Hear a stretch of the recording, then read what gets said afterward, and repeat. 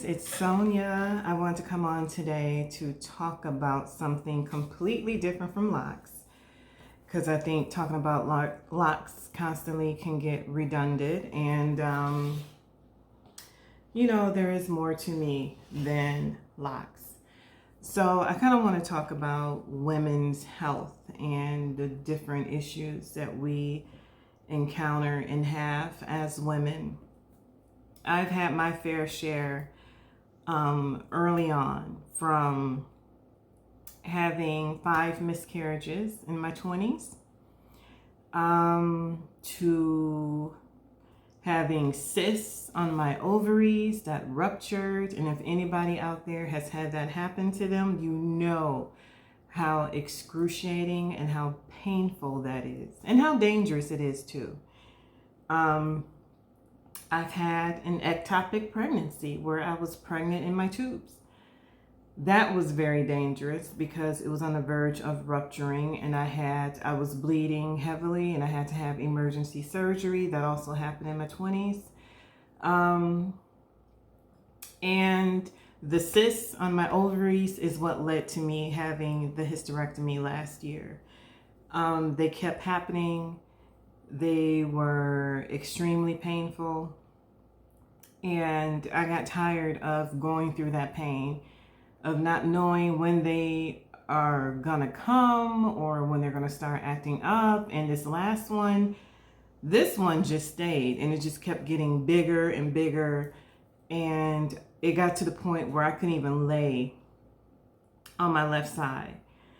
So I went to my OBGYN, who is a high-risk pregnancy specialist. She specializes in any issues that women have with their reproductive, just anything. I went to her and I said, I want this gone. I want to end this nightmare. And I decided to have a total hysterectomy. I did not want to save any of my ovaries.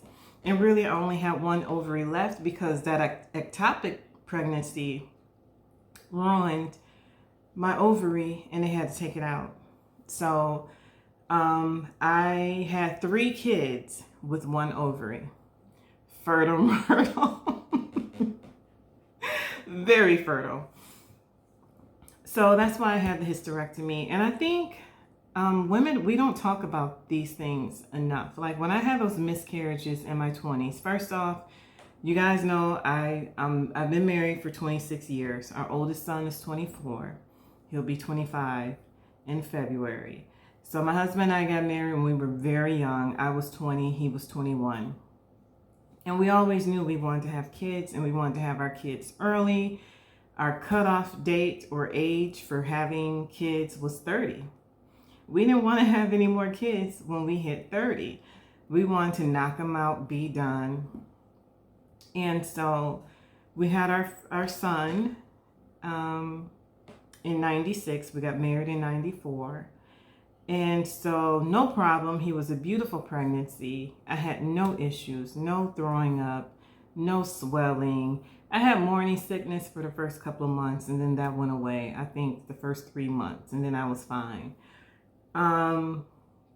It was after him, like when he turned 1.5 years, 2, that's when we decided to try for the second child. And that's when I encountered the issues with miscarrying. I would get to like 3, maybe 4 months, and then boom, I lost the baby. And the problem I had with that was not only could no one seem to figure out what was wrong with me, I encountered a lot of racist doctors who didn't care, who wouldn't do what they knew they had to do to figure out what was wrong with me, which was a basic blood test that would have shown that my hormone levels were dangerously low. That's why I couldn't carry a baby, or I could only, the pregnancy would only get to a certain point and then end. So it was only after I found a Black female specialist that all she had to do was look at my file, and she knew what was wrong with me.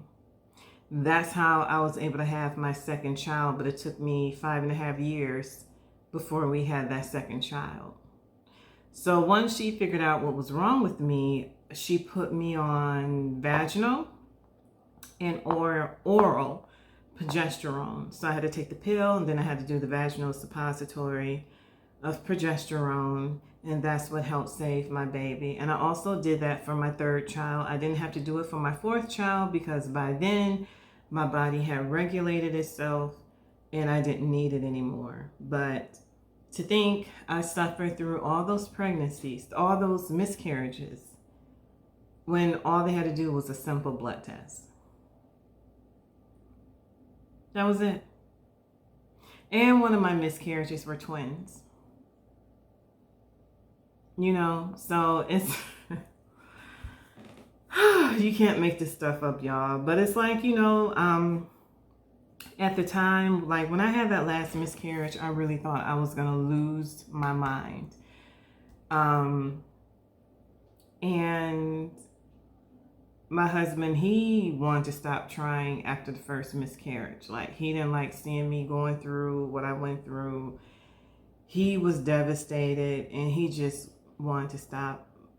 I was the one who was determined to have a child, to keep going, to not give up. I was young, y'all. I was young. I thought I was invincible. And I had the attitude of, it's going to happen. I'm going to have these babies. But when I had that fifth miscarriage, I was like, okay, I'm done. We were blessed to have the one child, and we're going to leave it at that.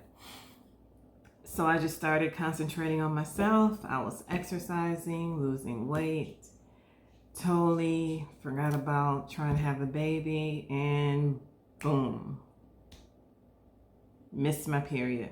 And anytime I miss my period, I know what that means. So the rest is history. I found a specialist at the recommendation of an old co-worker, and she was the best thing to ever happen to me because she's the one that helped me have the other 3 kids. So we have 4 kids, 2 girls, 2 boys. We have them boy, girl, girl, boy. So they are now 24, 18, 16, and 15. So 2 out of school. Well, kind of, sort of. The 18-year-old, she'll be starting college in the fall, but, you know, and then the 16 and 15-year-old are still in high school. So that's my story. But I said all of that to say I wish we would talk about things like this more. Because when I was going through those miscarriages, I was at work. And I totally broke down. I was crying. And it was the older women at work who, you know, talked to me and rallied around me. And then they started sharing their stories of miscarriages. And, you know, this started to happen a lot. And I'm like, all of these, this is something that happens a lot, unfortunately, but nobody talks about it. And it just blew my mind because talking about it is what helped me get through it, because I knew it wasn't just me. I knew that, you know, over time, things will get better. I will learn how to deal with it, which I have. You know, I'll never forget those miscarriages, but you do learn how to deal with it, to live, to move on. I was fortunate enough to be able to still have other children, but there are women who were not so fortunate. You know, there's women who just simply cannot have kids. And, you know, those are the ones that I really, really feel for. I was blessed to be able to still have kids after suffering through all of that. But another reason why I'm so into the hair growth oils and natural things that to do for your hair is because, you know, when I got my Sisterlocks, I had no idea that I would end up getting a hysterectomy. And then after, you know, I got my Sisterlocks and I started having, you know, the cysts on my ovaries more and more. And then I knew right then and there, I'm not going to have a hysterectomy. And I also knew that for a lot of women, when you have a hysterectomy, they lose hair because you're losing those hormones. And that became a concern for me. So I felt I need to be proactive.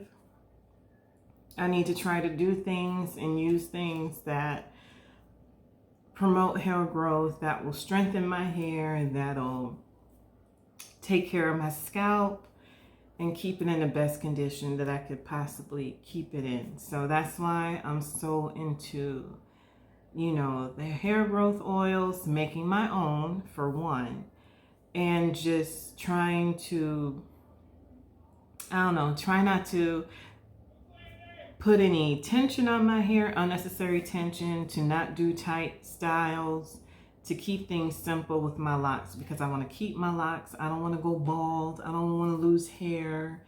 And I know I just colored my hair, which, you know, but, you know, I still want to take care of my hair in the best way possible. So that's why I'm also so into all of those things. So I just want to share that little tidbit about myself. And please comment and chime in if you can relate, or if you've had any health issues that may have affected your hair or affected your body, or just your mind mentally. And how do you deal with it? Do you talk about it? Do you pray about it? I pray a lot. Have you joined any help groups, support groups? Let's talk about it, because I think that's important, that we as women who have gone through things, you know, who've suffered, whether it's the loss of a child, loss of a parent, whatever it may be, you know, to talk about it. I'm normally a very private person, but I just figured I've been making all these YouTube videos talking about hair, so it's nice to just kind of take a break from that and just, you know, get real and have some grown-up talk, have some girl talk. So thank you guys for watching. I didn't mean for this video to be this long. I gotta work on not having these super long videos, but thanks for watching, you guys. Be sure to subscribe, like, share, and I'll talk to you later. Bye-bye.